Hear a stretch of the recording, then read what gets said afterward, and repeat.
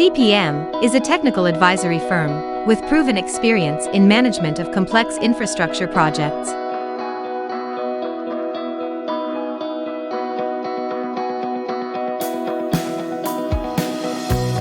We currently have presence in Puerto Rico, the Caribbean, and Latin American countries with over 25 years of serving experience.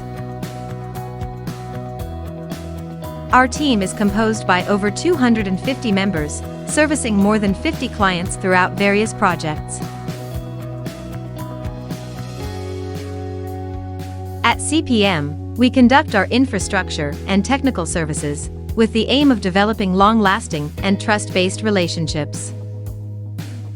Our corporate values of knowledge, ethics, drive, and transparency are the core of the daily work, providing services to the private and public sectors.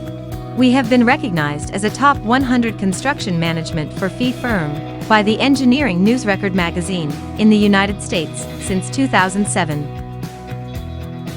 The spectrum of services ranges from project development and planning to project closeout, including program management and construction management, consulting, such as feasibility studies or alternate delivery methods,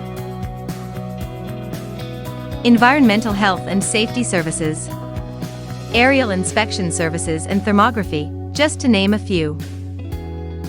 Our satisfied clients vary in different markets such as pharmaceutical and manufacturing, commercial,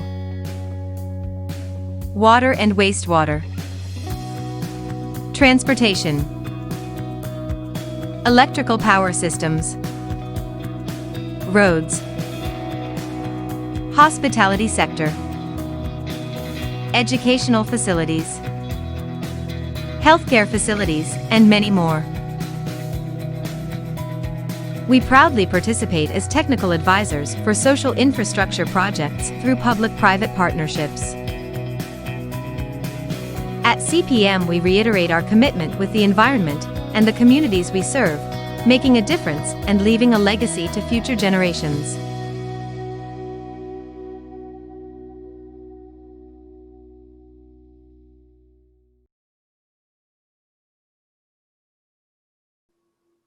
Pues bienvenidos a nuestro webinar, espero que estén muy bien.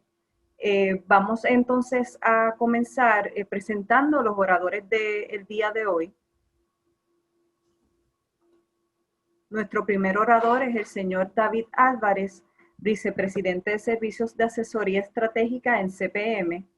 Él cuenta con 19 años de experiencia.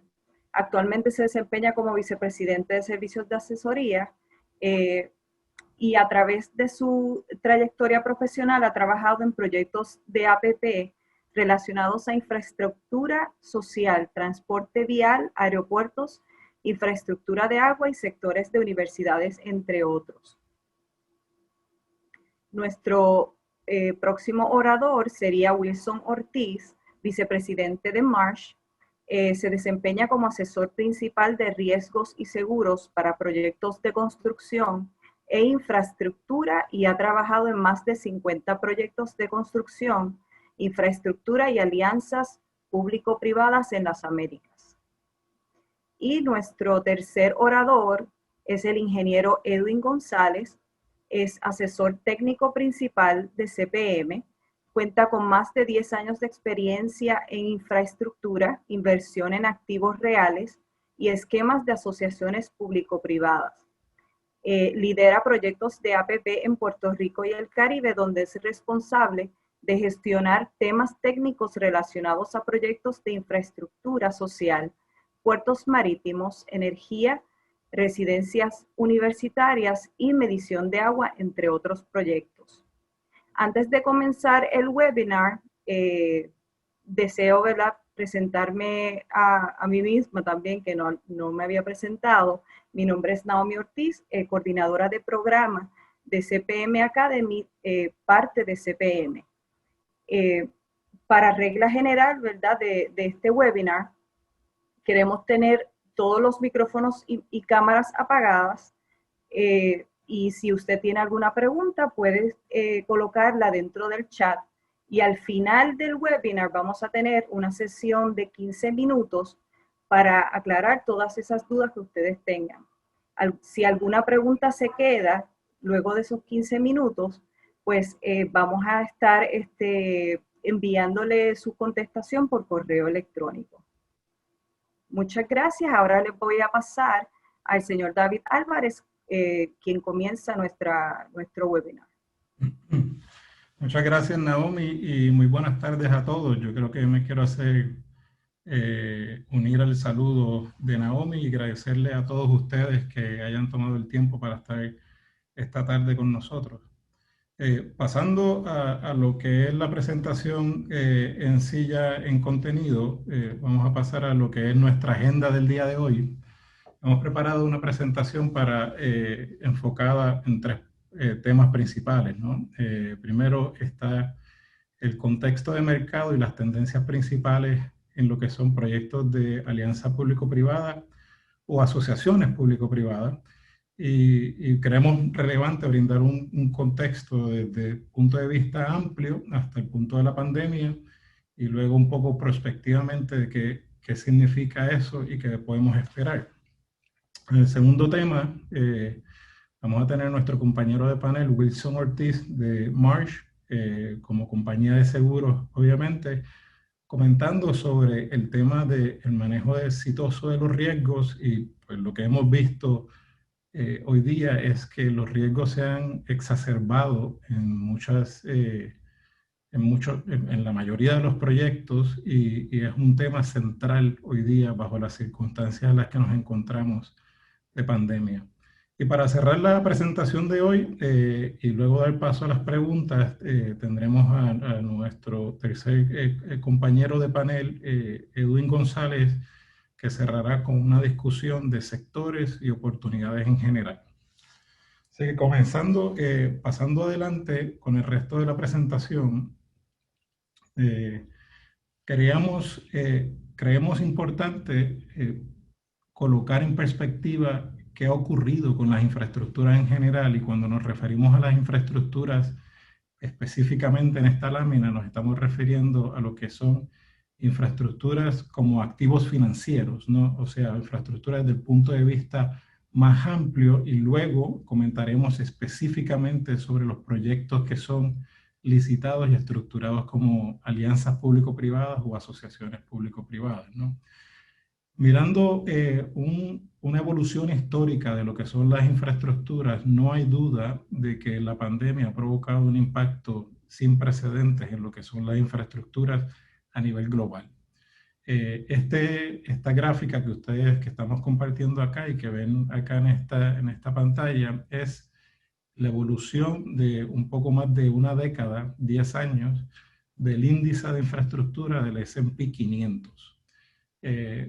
Para tener una idea sobre este índice está compuesto por 75 empresas globales dedicadas a infraestructuras.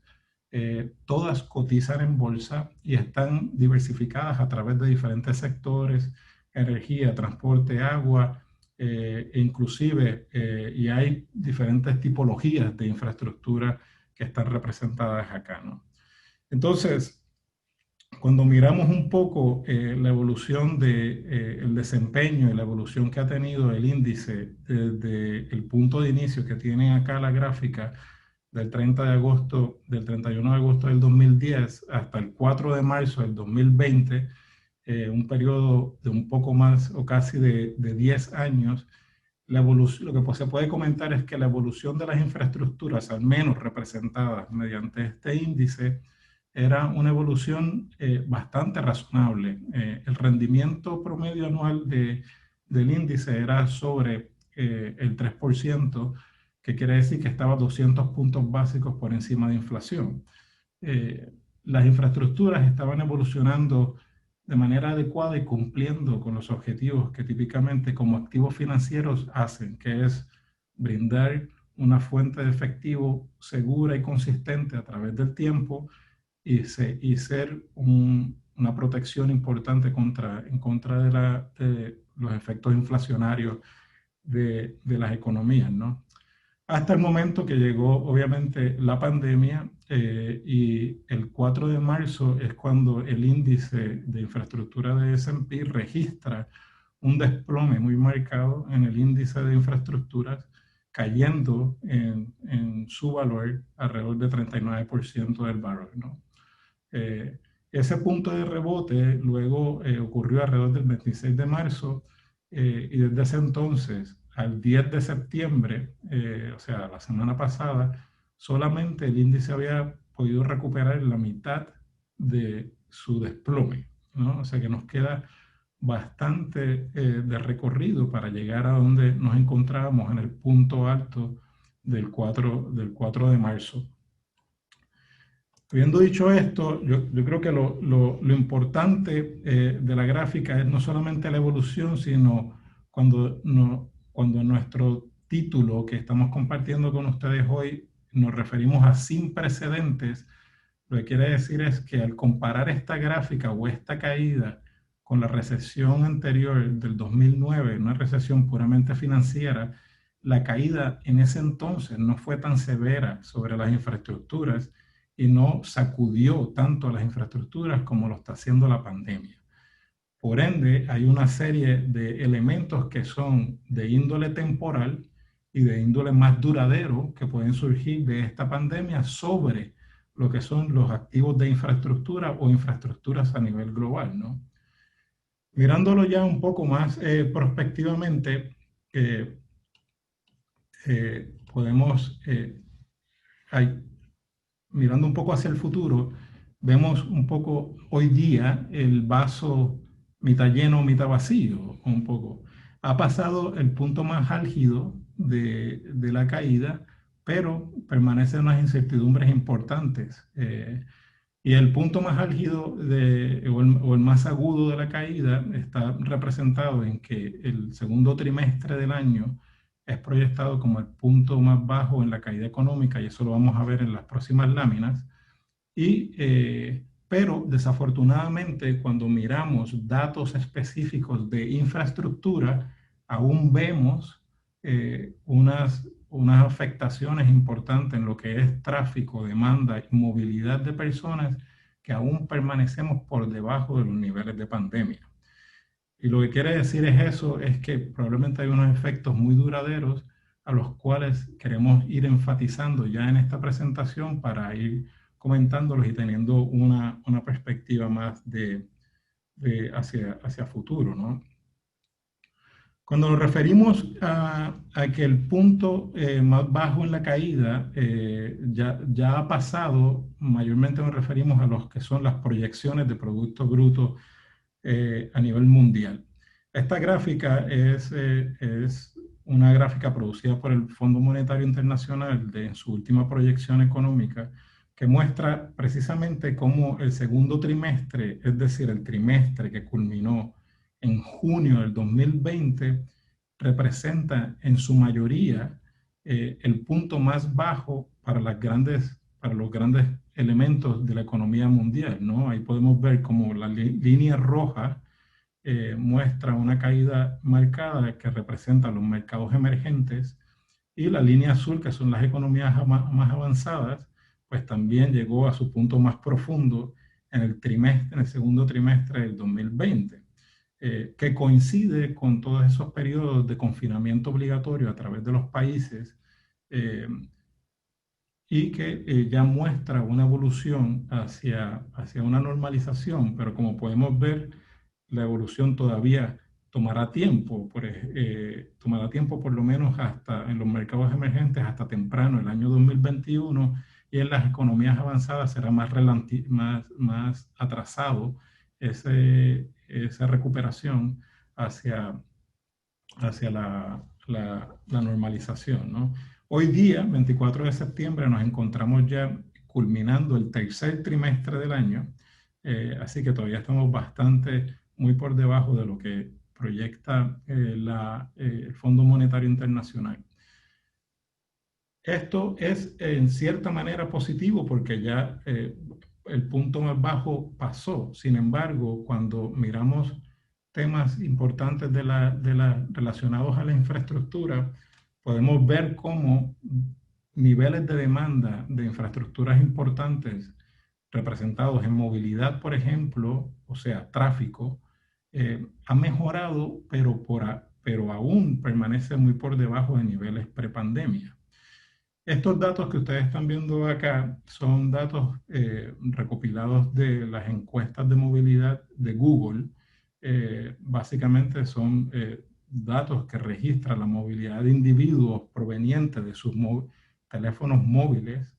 Y Google ha hecho disponible este banco de datos para ayudar más bien a profesionales en la salud a entender cómo va evolucionando los temas sociales durante la pandemia y los porcentajes específicamente muestran cómo la semana que culminó el 11 de septiembre compara en términos de movilidad y tráfico con el promedio de las primeras 5 semanas del año 2020. Quiere decir que, por ejemplo, en la primera columna, y hemos seleccionado varias economías representativas, tanto de Norteamérica como del Caribe y de Latinoamérica, vemos cómo la movilidad en lugares de trabajo hacia o desde lugares de trabajo, entiéndase también tráfico, de lugares de trabajo, provenientes de lugares de trabajo, pues está en un rango por debajo del 10% hasta el 36% comparado con los niveles prepandemia, o sea, comparado con mayormente enero y el comienzo de febrero del 2020.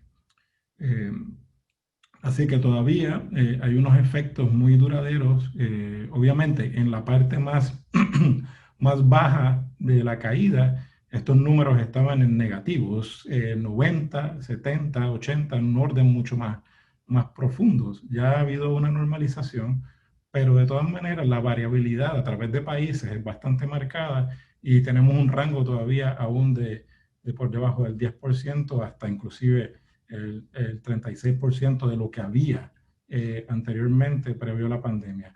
Cuando vemos otros, y esto inclusive varía a través de activos de infraestructura o categorías de infraestructura. La movilidad en lugares de transporte colectivos, entiéndase estaciones de autobuses, metros, colectivos, diferentes métodos de tránsito de índole colectiva, la misma movilidad se encuentra hoy día, por lo menos al culminar la semana del 11 de septiembre, se encontraba en unos rangos por debajo de lo que era lo normal, del 16 a inclusive el 48% o la mitad del tráfico a nivel de transporte colectivo aún no está transitando en las estaciones de transporte colectivo. Una pausa que queremos hacer aquí es que es precisamente, aunque ya pasamos el punto de la caída o el punto más agudo de la pandemia, obviamente haciendo la salvedad que quedan variabilidad a través de diferentes países, hay una gran incertidumbre con respecto a que cuánta cantidad de este tráfico, de la demanda, del comportamiento normal pre-pandemia, realmente regresará de vuelta y cuánto de ello, qué naturaleza de ello es permanente o de índole duradera.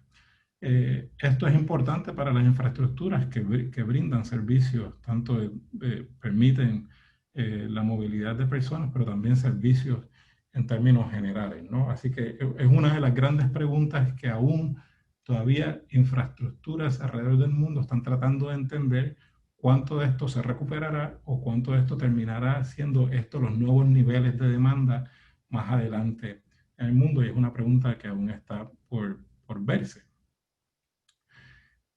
Habiendo dicho todo esto y explicado un poco el contexto, de un contexto sin precedentes anteriormente, lo que conocemos como proyectos de alianzas público-privadas o de asociaciones público-privadas han ganado mucho terreno o mucha popularidad, pero no están libres de los efectos duraderos que hemos comentado, ¿no? Cuando hablamos de alianzas público-privadas, hablamos de proyectos de infraestructura o de servicios que tienen tres características principales.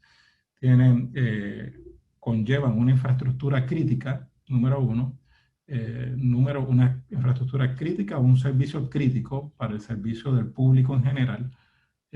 Número dos, conllevan una transferencia de riesgos, de proyectos de riesgos a un proponente privado.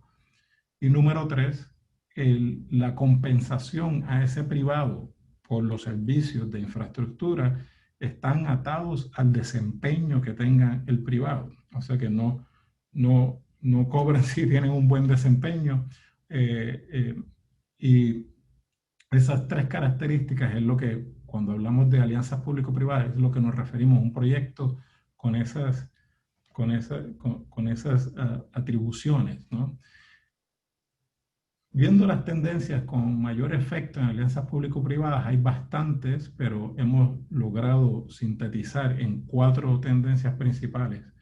Número 1, mayor restricción en fondos de gobierno, y cada una de estas las vamos a hablar brevemente. Número 2, ha tomado mayor relevancia el enfoque en elementos ambientales, sociales y de gobernanza.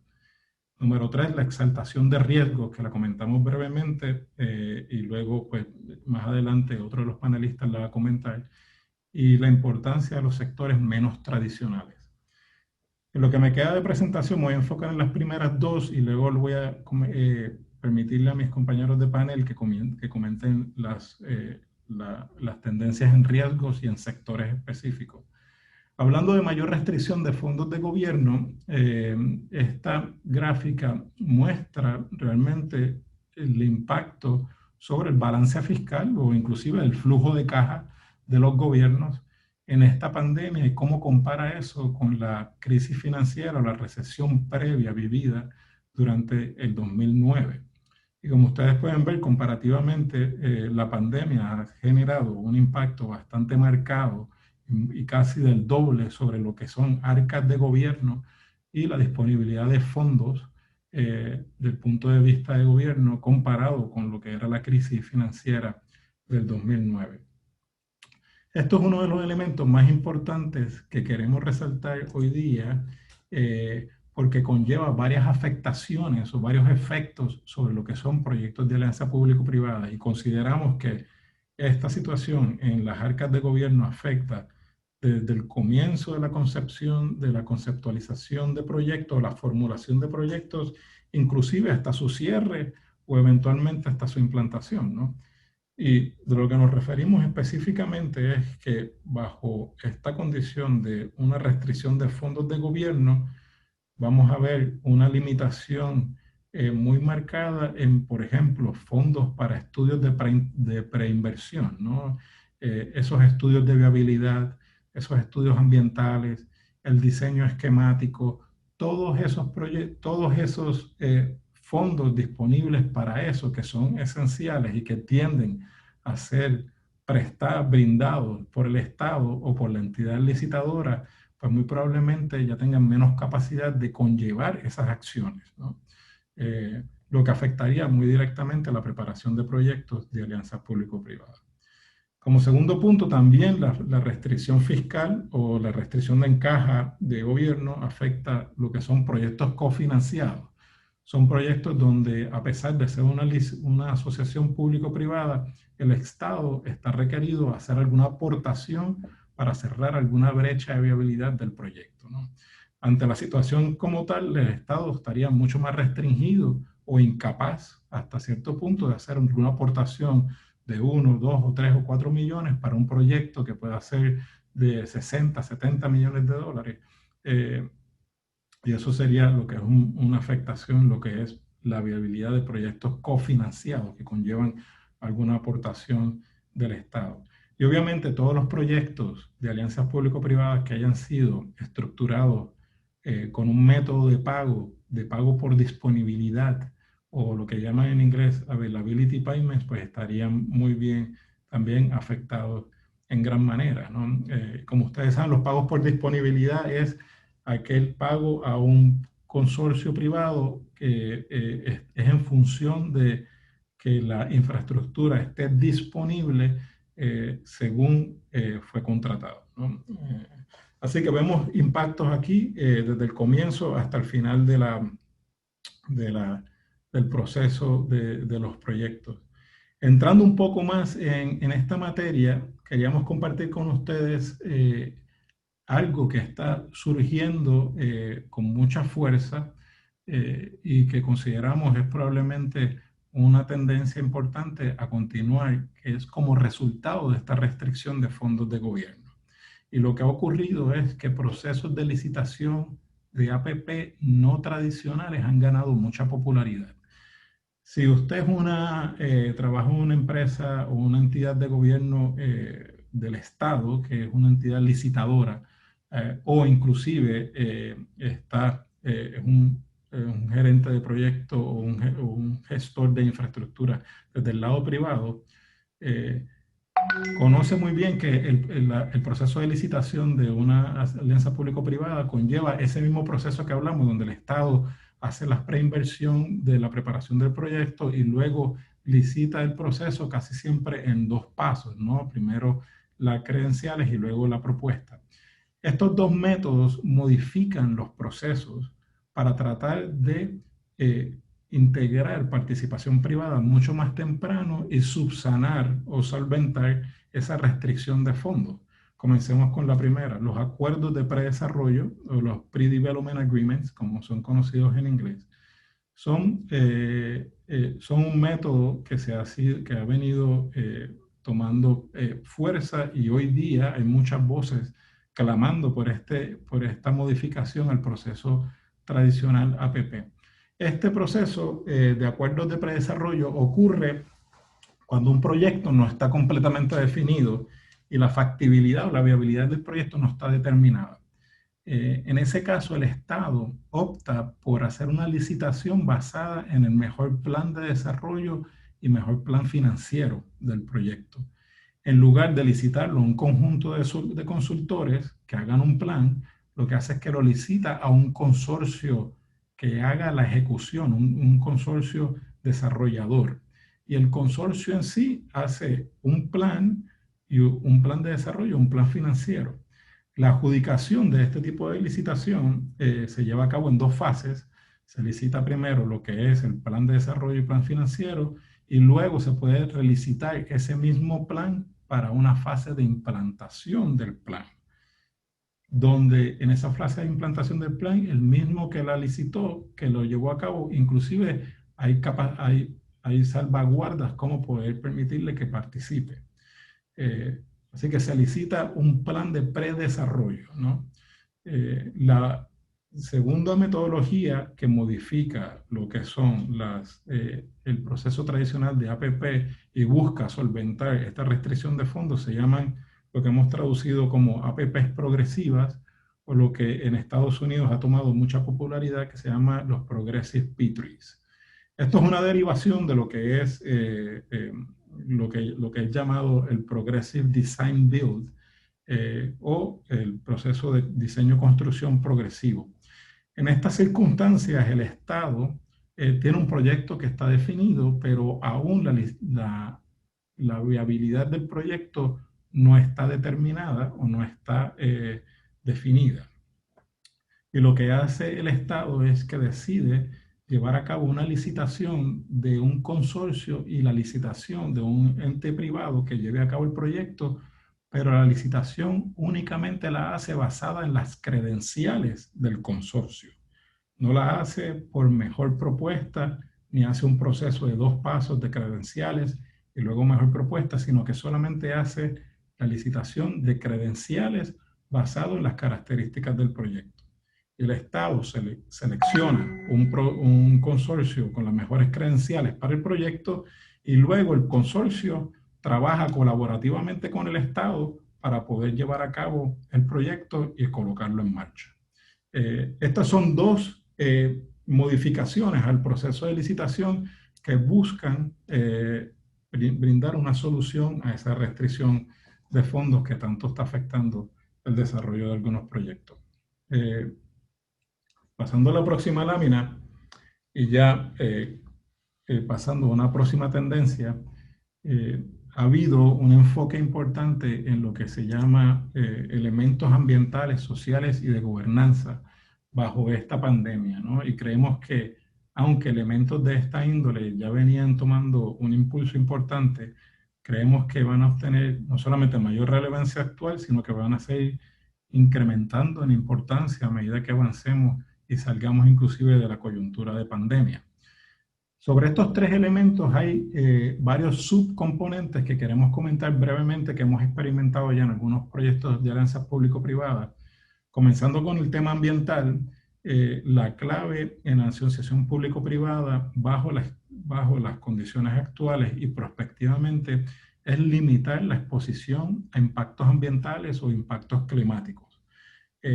Hay mucha incomodidad en el sentido de que hoy día no se quiere desarrollar un proyecto que tenga esté muy susceptible a impactos ambientales o de índole climático, ya sabiendo que elementos como una pandemia pueden ocurrir en los tiempos de hoy día. Es importante limitar estos elementos ambientales y tomarlos en cuenta desde muy temprano en los proyectos. En el ámbito social hay tres componentes importantes. Número uno, vemos bastante enfoque en lo que es el bienestar de empleados. También la limitación de las exposiciones a impactos sociales y ha ganado mucha relevancia últimamente mayor involucramiento de los grupos de interés o de los participantes de cada proyecto o cada infraestructura, ¿no? Este último es muy esencial porque las dinámicas sociales nos ayudan a entender mucho realmente cómo la gente se ha modificado y cómo están utilizando las infraestructuras existentes para poder conllevar la situación de pandemia actual. Por ejemplo, sabemos que hoy día en proyectos de alianzas público-privadas hay muchas proponentes o entidades públicas o entidades del Estado asegurando que consultan con las comunidades escolares de los colegios y escuelas en general para entender cómo puedes ajustar o diseñar nuevas infraestructuras que propicien aprovechamiento escolar a pesar de la pandemia, la mayor utilización de espacios exteriores, por ejemplo, y otros elementos que son importantes. Tener eso en cuenta, que tienden a ser conocidos mayormente por los que están allí, el claustro de los colegios, la comunidad académica, y todos ellos son los que informan de vuelta y comparten ese conocimiento para poder hacer los ajustes en la preparación de los pliegos de los proyectos de alianzas público-privadas o inclusive algunas infraestructuras en general. El tercer punto, gobernanza, hoy día es probablemente uno de los más importantes que hemos visto dentro de alianzas público-privadas y se refiere mayormente a los procesos de gobernanza. Al momento de ver un marco regulatorio de proyectos de alianzas público-privadas, la combinación de la ley, de la legislación, del decreto de alianza público-privada y la regulación que ayuda a operacionalizar esa ley, es importante asegurar que esos procesos contienen las flexibilidades que van a permitir al Estado llevar a cabo proyectos. Por ejemplo, asegúrese que su marco de licitación contiene elementos como la licitación de las APP progresivas, por ejemplo, o contiene la figura de poder licitar un plan de predesarrollo. En caso que no tenga esos elementos dentro de los procesos de gobernanza, con un proceso de aprobación directo, el Estado estaría muy limitado de llevar a cabo un proceso de APP y no responder a las exigencias que están bajo la coyuntura actual y estaría restringido solamente en un proceso muy tradicional APP, ¿no? Eso es un ejemplo donde lo hemos visto ya, lo hemos vivido, y luego tratar de revertir a ese proceso, pues en un marco legal, pues todos sabemos que requiere legislación y una serie de trámites que son complicados. Transparencia siempre ha sido importante y hoy día toma mayor relevancia. Especialmente lo estamos viendo del lado de proponentes privados, donde hay muchos hay mucho proponente privado que está esperando, bueno, en general el mercado está esperando que cuando se empiecen a concretar o cuando continúen concretándose ayudas de índole de recuperación para mercados emergentes, los servicios de infraestructura, de construcción y de desarrollo de infraestructura van a estar en una alta demanda. Van a poder elegir entre diferentes jurisdicciones a qué proyecto acudir, a qué proyecto licitar. Creemos que elementos de transparencia va a ser la diferencia en esa toma de decisiones. Van a poder probablemente elegir un país sobre otro simplemente porque tienen más certeza en el proceso y visibilidad de esos procesos, ¿no? Así que son los elementos dentro de toda la gama que contiene lo que es conocido como el ESG, los que hemos visto de mayor importancia. Ya para culminar esta sección, quiero comentar solamente la última lámina, y es que hemos visto una exaltación de riesgos a través de todo lo que es la matriz de riesgos de proyectos en alianzas público-privadas, ¿no? Una de las preocupaciones principales en una encuesta reciente por practicantes en alianzas público-privadas tiene que ver con la gestión y la mitigación de riesgos en condiciones de pandemia. Y obviamente hay riesgos muy puntuales como preocupaciones relacionadas a cómo abordar las disposiciones de fuerza mayor en contratos, pero en términos generales hemos visto una exaltación de los riesgos, inclusive aquellos que son más tradicionales como riesgo de construcción, hoy día han tomado una nueva dimensión. Yo con esto le pido a mi compañero de panel, Wilson, que entonces nos comente, lo tome de aquí en adelante y comente sobre los manejos de riesgos, el manejo exitoso de riesgos. Gracias, David, y gracias a todos los participantes. Como dijeron, mi nombre es Wilson Ortiz, yo soy parte de Marsh, que somos asesores de riesgo y seguro, igualmente corredores, y apoyamos a nuestros clientes en su manejo de riesgo y transferencia de riesgos. Pensando en el mercado de seguros y dónde nos encontramos, hoy día más que nunca, la gestión de riesgo ha tomado un punto central. Las asociaciones público-privadas desde siempre, desde el inicio, están enfocadas ¿en qué? En la asociación entre el sector público y el privado y cómo se van a transferir estos riesgos entre esos stakeholders o parties que están en ese proyecto. Básicamente estamos en un mercado de transición, no solamente por los eventos, vamos a decir, de la pandemia y todo lo que está ocurriendo en el mercado, pero las presiones económicas. Igualmente, la evolución de los riesgos es algo que es un tema muy central que todas las personas que estén involucradas en asociaciones público-privadas tienen que tomar con mucha atención. El mercado de seguros, particularmente, también está en un momento de transición. Básicamente, en los últimos años, al día de hoy, han ocurrido alrededor de unos 54 billones de dólares en pérdidas aseguradas.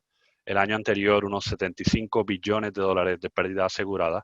Y en años anteriores, más de unos 100 billones. ¿Qué significa eso? Básicamente lo que está ocurriendo es que ha habido una alta incidencia de catástrofes naturales alrededor del mundo, no solamente en Latinoamérica, pero igualmente en Estados Unidos. Tenemos los huracanes que han afectado, como lamentablemente nos afectaron en Puerto Rico, también han afectado en Estados Unidos, los terremotos y finalmente también los fuegos que están sin control, ahora mismo que están afectando la parte oeste de los Estados Unidos. Todo eso está conectado de una forma u otra, porque los desarrolladores, igualmente que el sector público, cuando están evaluando estos proyectos, están tratando de encontrar la mejor forma de asignación de riesgos contractual que sea balanceada, para que el proyecto no simplemente sea exitoso, pero también sea bancable, porque al fin del día vas a tener el sector privado, particularmente los bancos o los financiadores o inversionistas, que van a apoyar en el desarrollo de este proyecto en particular. Todo el mercado está siendo impactado, ¿verdad? Por estos riesgos, pero también hay oportunidades. O sea, la tecnología inteligente y la evolución digital está llevando a más innovación dentro del desarrollo de las asociaciones público-privadas. Lamentablemente ha habido un aumento en los costos de construcción. Obviamente, pues hasta cierto punto ha sido mucho de esto por afectamiento de la cadena de suministro, pero también los costos adicionales que conlleva los retrasos de los cronogramas de proyectos y la separación de los empleados dentro de los proyectos de construcción, particularmente cuando estamos mirando, vamos a decir, alianzas público-privadas que sean en el sector social, ¿verdad? Donde tiene una construcción más vertical en la cual vas a tener muchos subcontratistas entrando a una área más confinada, ¿verdad? No solamente eso afecta, pero también ha entrado la parte de los diseños. Los diseños han tenido que cambiar, ya que estamos, vamos a decir, el distanciamiento social, muchos proyectos que están en la etapa de diseño y en la etapa de construcción actualmente han tenido que cambiar. Obviamente la pandemia es algo que en algunos se tenía en consideración dentro de los contratos, pero hay otros contratos que, le puedo decir, yo estuve trabajando unas transacciones hasta en diciembre en los Estados Unidos en la cual la pandemia todavía no eran incluidas como evento de fuerza mayor en esos contratos. La erosión y la asignación de riesgo, de nuevo, es un tema central en el cual para cada proyecto es único. Todo depende de la jurisdicción igualmente y también la localización específica de ese proyecto, porque puede ser afectada de muchas maneras diferentes por siniestros o eventos catastróficos naturales. Puede ser un huracán, puede ser una tormenta convectiva, puede ser, o sea, hay de todo tipo de riesgo, por lo cual son temas que se tienen que tener en cuenta cuando se está evaluando este tipo de proyectos. Adicionalmente, la evolución de las demandas de los usuarios. Ya hay muchos usuarios que tal vez no quieren utilizar el transporte colectivo como antes. Son los desarrolladores de proyectos de transportación colectiva, tienen que determinar de qué manera pueden atraer a esos usuarios, a diferencia pues, de modelos de tiempos anteriores. Y aunque no lo crean, hay escasez de mano de obra hábil, particularmente en proyectos que requieren mano de obra que sea altamente calificada.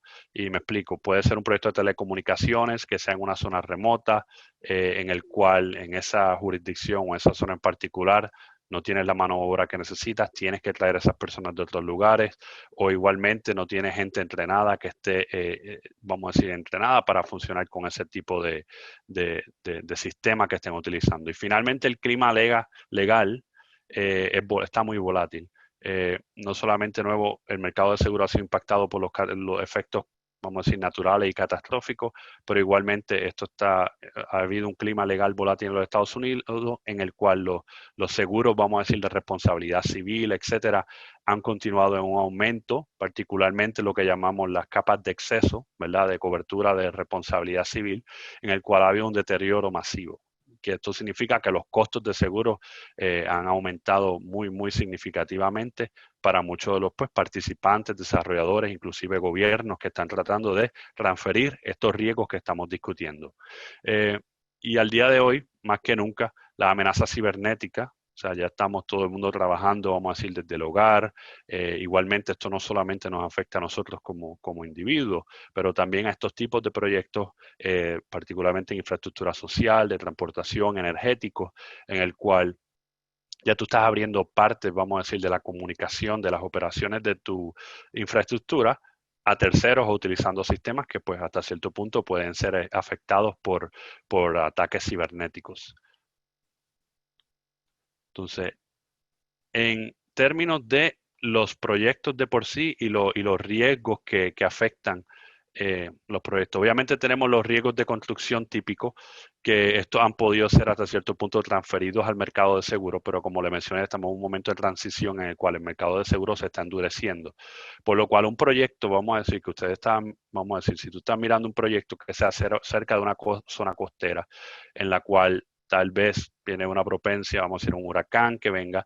Anteriormente, vamos a decir 5, 6, 7, 10 años atrás, tal vez tú podías comprar, vamos a decir, una póliza de seguro en el cual tu deducible era fijo. Vamos a decir, si estamos hablando de un proyecto y estoy utilizando los números genéricos de unos 500 millones de dólares, por un ejemplo, tal vez era posible, dependiendo de la geografía donde te encontrabas, que antes tú podías conseguir un deducible de unos 5 millones, vamos a decir, para la zona que está ese proyecto en caso de un evento catastrófico durante la etapa de construcción.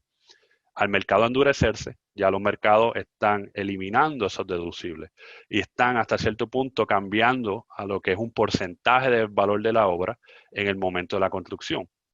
So, teniendo en cuenta esos mismos 500 millones, si estás en una zona bastante, vamos a decir, fuerte o catastrófica, pudieras tener deducible hasta 5%, vamos a decir, del valor de esa obra. So, ya no estamos hablando de un monto de unos 5, sino de unos 25 millones, vamos a decir, del deducible, ¿verdad? Que ya tú estás mirando como desarrollador o como entidad gubernamental, que tú estás tratando, vamos a decir, de proteger o transferir ese riesgo, pero hay un cierto límite hasta donde hay capacidad en los mercados de seguros. ¿Por qué? Porque todo está conectado. Sea el mercado de seguro en Puerto Rico, sea en Estados Unidos, en Latinoamérica, todos compran reaseguro. Reaseguro es cuando tú tienes, vamos a decir, una compañía de seguros, le está vendiendo seguros a la otra. Ya, la idea básica del seguro es que tú estás distribuyendo el riesgo, ¿verdad? Con una colección de primas, y así básicamente eso es lo que está ocurriendo. Pero al tú tener tantas pérdidas, lo que va a ocurrir es que muchos de esos reaseguradores ya le están diciendo a la aseguradora, mira, no te puedo ofrecer eso. Eso está trayendo unas ramificaciones en cual seguros, riesgos que anteriormente podían ser transferidos, ya tal vez no pueden ser transferidos, y eso nos lleva pues, a personas como nosotros a desarrollar nuevas técnicas o nuevos métodos de transferencia de riesgos. Por buena suerte, pues hay productos que se han desarrollado como los seguros paramétricos que pueden apoyar en términos de eventos catastróficos como huracanes, en términos de los vientos, terremotos, tsunamis, y muy últimamente pues se están tratando de desarrollar, que estamos trabajando arduamente, productos para wildfires o fuegos que están sin control como un producto de transferencia de riesgo. So, teniendo en consideración los daños físicos que se pueden tener en el proyecto, condiciones geotécnicas, ambientales y todos esos tipos, vamos a decir, de riesgos típicos, vamos a decir, de un desarrollo, no significa de que la pandemia de por sí no está afectando de una manera masiva. Sí está. ¿Qué está ocurriendo? En esos eventos de fuerza mayor que nosotros estamos hablando, dentro de un contrato de una APP, hay típicamente 3 o 4 mecanismos, vamos a decir, de transferencia de riesgo. Están en la cual a ti te están básicamente asignando todo el riesgo. Tienes también la situación en la cual el evento de fuerza mayor te permite a ti básicamente o terminar el contrato, recibir una extensión de tiempo o recibir una compensación monetaria. Esos son temas básicos que tenemos que tener en la mente, de que cuando ya tú estás manejando de forma exitosa los riesgos, tienes que tomar en consideración. Y aquí voy a pasar bastante rapidito en esta lámina en relación a la pandemia. La evaluación proactiva de la salud de los trabajadores ha sido algo que básicamente ahora es estándar y una de las mejores prácticas que hay. Igualmente, cambiar la secuencia de trabajo y cronograma debido pues, a la pandemia es algo que se está trabajando arduamente, y los cambios de diseño. Finalmente, le voy a dar unas recomendaciones en términos pues, de las estrategias para atenuar la exaltación de riesgo. De nuevo, ese enfoque de esos eventos de riesgo de menor probabilidad, pero de mayor daño, es esencial. Cuando se está pues, determinando si un proyecto es factible para desarrollo, pero igualmente cuando se está negociando la transferencia de riesgo. La evaluación de las vías contractuales, como yo mencioné, las cláusulas de fuerza mayor, la parte de seguros. No es solamente un schedule o una lista de los seguros que tiene que comprar. Tiene que ser algo que se haya pensado, se haya entendido los riesgos del seguro, cómo se transfieren y cuál es la forma que se pueden utilizar esos riesgos para transferir esos riesgos al mercado de seguros si hay disponible. Y si no hay, buscar forma de cómo cuantificar esos riesgos. Obviamente, establecer una comunicación efectiva, sea con tus empleados, pero igualmente con todos los integrantes de un proyecto. Y finalmente, enfocarse en la gestión de efectivo y fortalecer la liquidez. Estamos trabajando mucho con compañías en la cual tal vez tienen muchas letters of credit, cartas de crédito, que hay que buscar la forma de reemplazar eso con otros productos que le liberen capacidad de crédito y a la misma vez pues, puedan aumentar su flujo de caja. Próximo. Cierres de proyectos, obviamente hay que tenerlos en consideración, cómo se están trabajando y manejando, la actualización y perfeccionamiento de los cronogramas, sumamente importante discutir esos temas con los prestamistas, los propietarios y los subcontratistas, Y no olvidarse de que cada proyecto, conectando con lo que mencionó David, es muy importante que se tomen ESG en consideración el impacto ambiental de esos proyectos y cómo tú vas a minimizar el impacto climático que no solamente está afectando, vamos a decir, las APP, pero el mundo completamente. Con eso, voy a pasar ahora a nuestro compañero que va a hablar un poco más sobre los sectores y las oportunidades generales en el mercado APP. Gracias. Muchas gracias, Wilson. Muy buenas tardes a todos.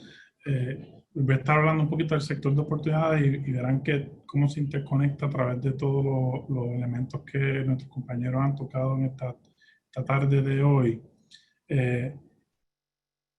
Como por ejemplo, recientemente, el pasado mes de agosto, el Global Infrastructure Facility, que es una sección del Banco Mundial, una iniciativa que proyecta el G20, el grupo de los 20, las 20 economías más grandes del mundo, enfatizando a la preparación de proyectos sustentables.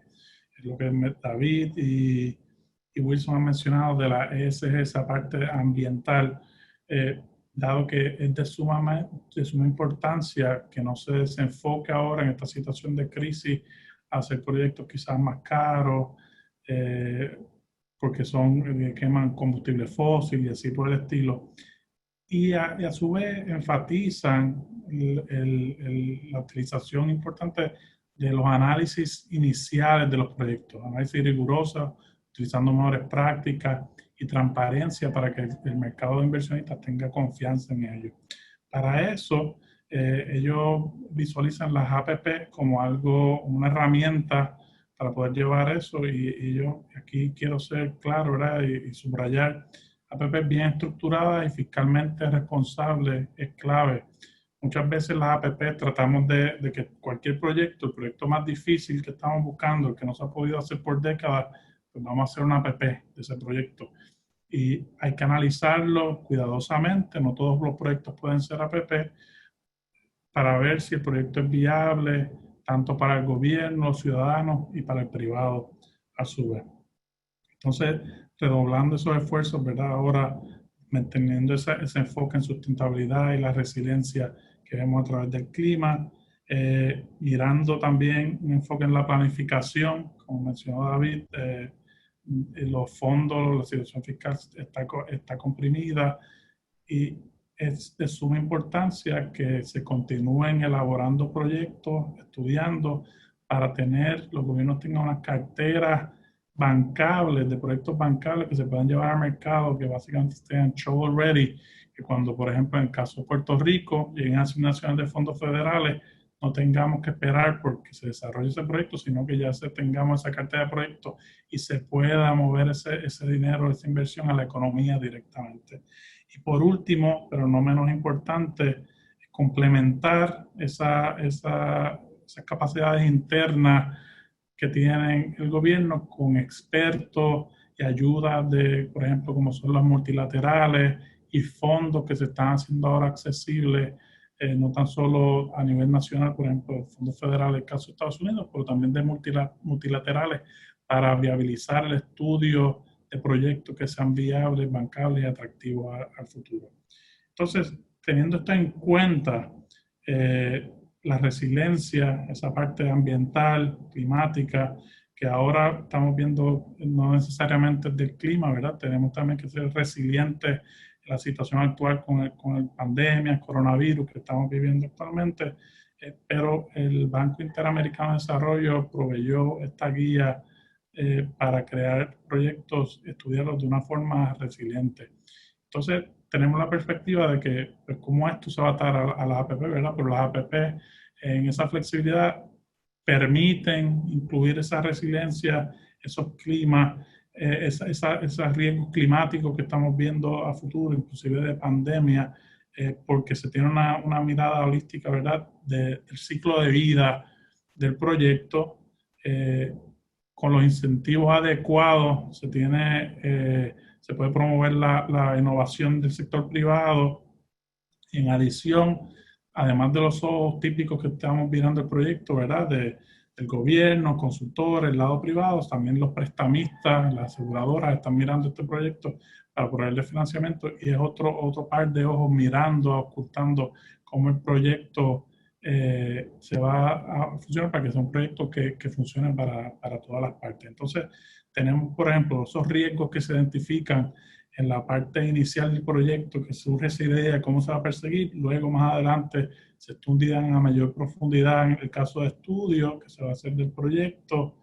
En la transacción se negocia el gobierno y el privado, quién va a retener ese riesgo, cómo se va a mitigar. Y por último, se incluyen cláusulas o indicadores de mejor rendimiento, KPIs en buen castellano, Key Performance Indicators, en el contrato para asegurarse que el privado esté cumpliendo con estas metas que el gobierno se ha trazado para la ciudadanía. Entonces, teniendo esto de marco, ¿verdad? Y ahora con la situación del COVID-19, recientemente el doctor Aydin y David Baxter presentaron una encuesta que preparó David Baxter de 164 participantes en la industria. Y es interesante, como estaba mencionando David, la situación fiscal que está atravesando los gobiernos, que no tan solo están teniendo que movilizar dinero que tenían pensado para otras asignaciones a mitigar la situación actual del COVID, pero los cierres gubernamentales a su vez ha afectado la capacidad de ingresos que ellos han tenido. O sea que no tan solo los proyectos que son demand risk o a riesgo de demanda, utilización, se están viendo afectados, pero también los que sean por pago por disponibilidad, que tengan que recibirse remesas del gobierno, también se están viendo afectados, algo que el mercado identificó. También le preocupa al mercado un enfoque que se pierde, el enfoque a largo plazo por un inmediato a la situación del COVID, y que se pierde esa perspectiva de proyecto a largo plazo. Y la preocupación mayor es cómo se están trabajando estas cláusulas de fuerza mayor a través de los contratos para poder llevarlo a cabo. Entonces, como mencionó David, el vaso medio lleno, medio vacío, ¿verdad? Hay sectores que definitivamente han sido afectados. Infraestructura económica, que depende del petróleo, o sea, ha habido altamente afectada, lo que son los aeropuertos. Estaba recientemente participando en una conferencia de APP en aeropuertos y cómo el tráfico aéreo se ha afectado, y han ido retomando iniciativas para proactivamente retomar, ¿verdad? Los ingresos que requerían. Caso interesante aquí en Puerto Rico, la única APP dentro de la región de Estados Unidos a través del aeropuerto que se ha concesionado de esa forma, y cómo la innovación del sector privado pues, trajo que instalaran cámaras térmicas a través de los terminales para identificar quienes estaban con fiebre, ¿verdad? Y poder separarlo, y manteniendo el flujo dentro del aeropuerto. Así por el estilo, transporte y obviamente el turismo se ha habido altamente afectado. Pero tenemos, ¿verdad?, la perspectiva del vaso más medio lleno, y el COVID terminará y habrá un rebote, y en la industria y análisis que hemos llevado a cabo también se ven unos sectores que presentan, son prometedores a futuro y que van a ser de gran utilidad, como son el sector de la salud, infraestructura digital, energía, transportación. Entrando un poco más profundo en esto, ¿verdad? La perspectiva de lo que he visto en Puerto Rico dentro de este sector, por ejemplo, la infraestructura digital. El próximo slide, por favor. La infraestructura digital, una que permite el trabajo y estudio a distancia, ¿no? El consumo, el alto consumo del Internet. La mayoría de las personas desde sus hogares hace que las líneas colapsen, el Internet se ponga lento. Y traer proyectos de banda ancha, hay sectores que el sector privado completamente domina eso, pero hay otras oportunidades que se han identificado en que el sector público podría habilitar y colaborar con el sector privado a través de las APP, fomentando este tipo de trabajo y que se provea más espacio para lo que es el e-commerce, desarrollar esa línea, esa parte para exportar negocios a través del Internet, y la digitalización de los servicios gubernamentales para evitar el contacto físico, así por el estilo, y sin tener que parar básicamente la producción del país y pueda continuar a través de eso lo que tenemos como un e-government.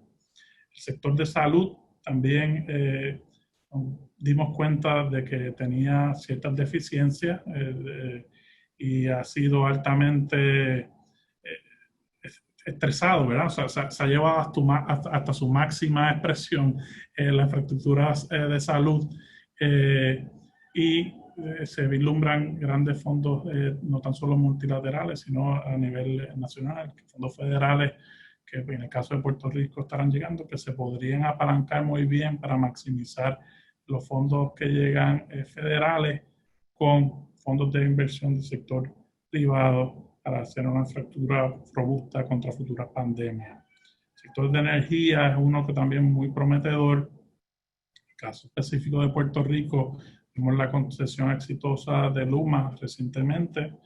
La autoridad para la APP se continúa impulsando ahora la parte de la generación, algo que nos hace falta, lo conocemos, hemos vivido a través de 2 huracanes desde el 2017, temblores ahora a principios de este año, una pandemia, y cuán importante es que tengamos un sistema energético robusto. Y hay otras áreas, ¿verdad? Como la energía verde es una que es muy prometedora. Y por último, pero no menos importante, el manejo de residuos, desperdicios sólidos, buscar soluciones que no tan solo se queden a nivel nacional, sino integrar esa integración, como estaba mencionando David, de ESG, la parte de los stakeholders, los involucrados, desde el gobierno, desde las raíces del gobierno local, estatal y nacional, apoyando los programas de reciclaje. Si ahora estamos básicamente encerrados en nuestros hogares desde el 2017 con huracanes, temblores y ahora pandemia, y el consumo, por ejemplo, de agua embotellada, ¿qué se va a hacer con todas esas botellas que se están generando, verdad? Y hay soluciones que se puede buscar la innovación del sector privado para lograr un bien común para toda la sociedad. David. Gracias. Gracias, Edwin. Yo creo que ya le hemos tomado la hora que teníamos programada para este seminario, este webinar. Queremos dejarlos con algunas conclusiones importantes. Número 1, permanecen unas incertidumbres importantes en el mercado de infraestructuras y en los componentes o en los proyectos de alianzas público-privadas o asociaciones público-privadas. Mayormente están relacionados esas incertidumbres prevalecientes con cambios en demanda que pueden ser de índole temporera o permanente, que aún están por conocerse, ¿no? Así que aquellas caídas en tráfico que todavía están entre los rangos por debajo del 10% al 30%, y cuando miramos otros activos de infraestructura como transportación colectiva, es más aguda la caída y más pronunciada los niveles por debajo de lo que nos contábamos a nivel de pandemia. Es lo que en gran parte las infraestructuras o el mercado está tratando de descifrar, cuánto de esto, cuál es su naturaleza de tiempo, es algo duradero, temporal, o realmente hay una modificación en comportamiento de los individuos, de las personas, de manera permanente, ¿no? ¿Cuántas de nosotros quedaremos trabajando un mayor tiempo desde nuestros hogares? Si lo preferimos así o no, todavía son preguntas que están por verse. En términos generales, ha sido una pandemia que ha sacudido grandemente a las infraestructuras, ¿no?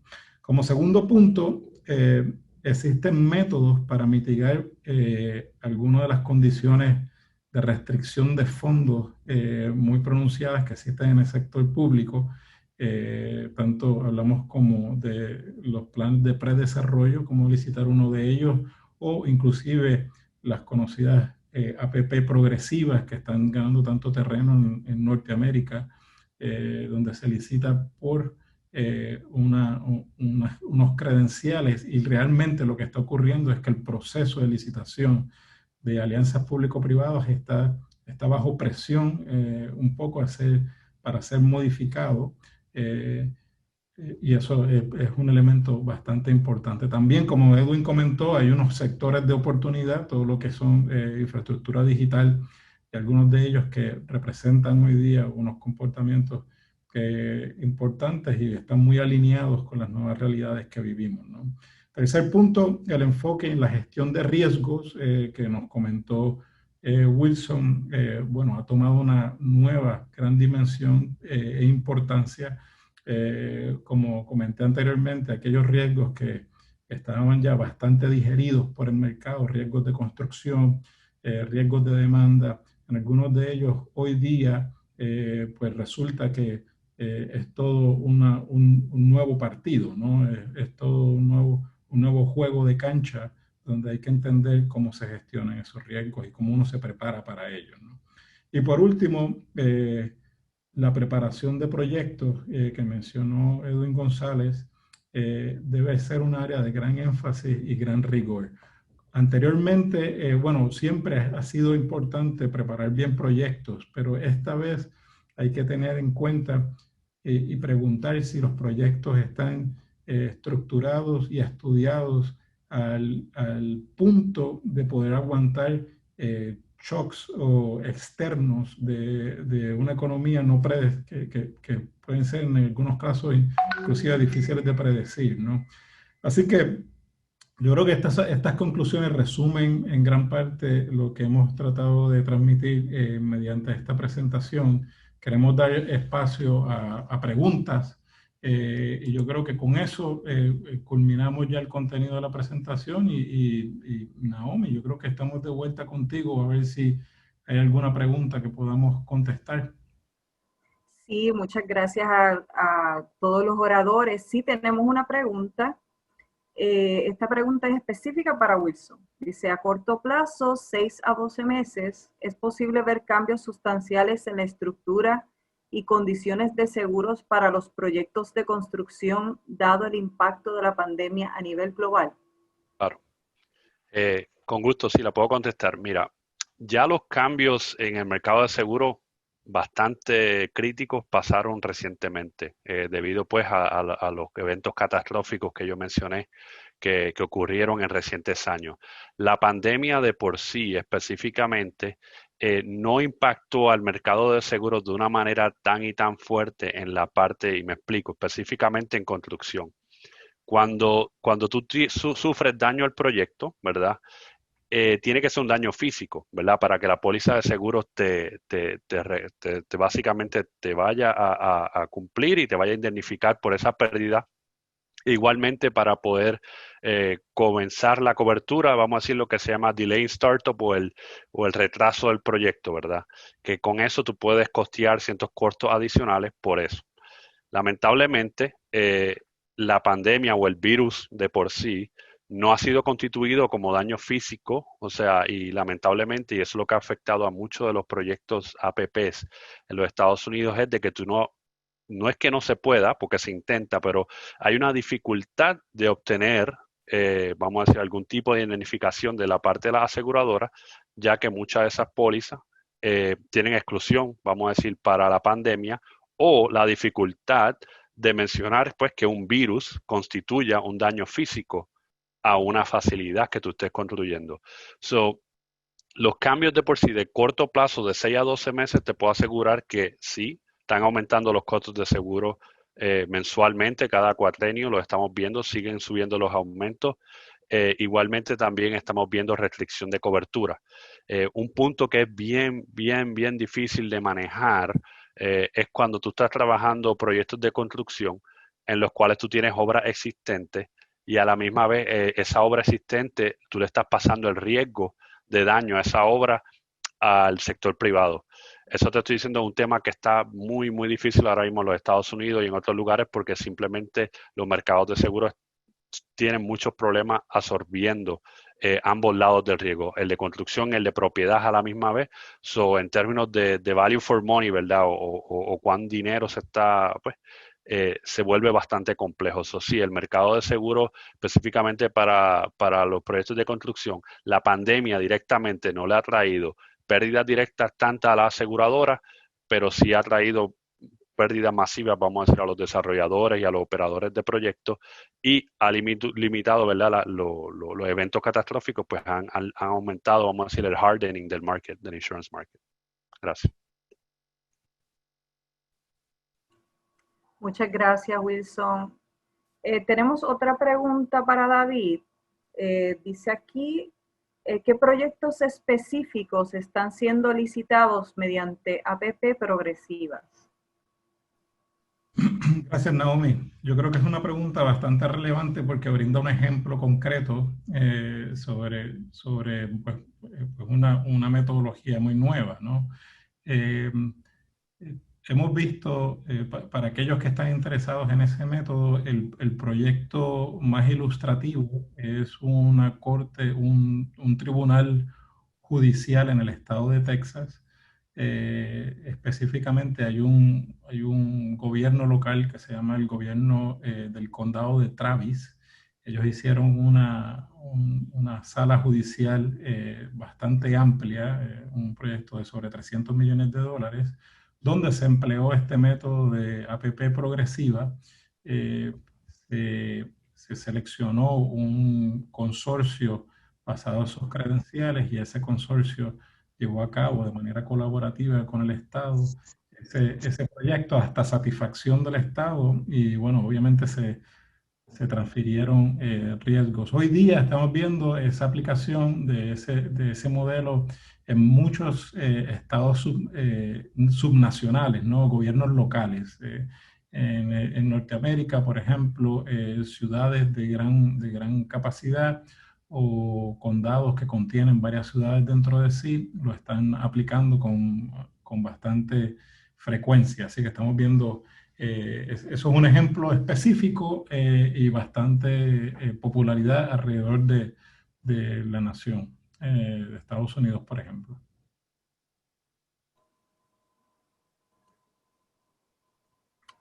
No veo más ninguna otra pregunta. Pues antes de culminar, queríamos indicarle que estuvimos, ¿verdad?, por YouTube Live. Y pues claro está, la academia para su conocimiento, ¿verdad? Este webinar es el primero de varios webinars que se van a estar ofreciendo. Así que pues acceda a nuestras páginas y a nuestras redes sociales para que conozcan más sobre los demás webinars que se van a estar ofreciendo y puedan participar de ellos. También, ¿verdad? Por correo electrónico a todos los participantes se les va a enviar el PDF de esta presentación más esta información para que la tengan para su conocimiento. Muchas gracias por su registro y su atención.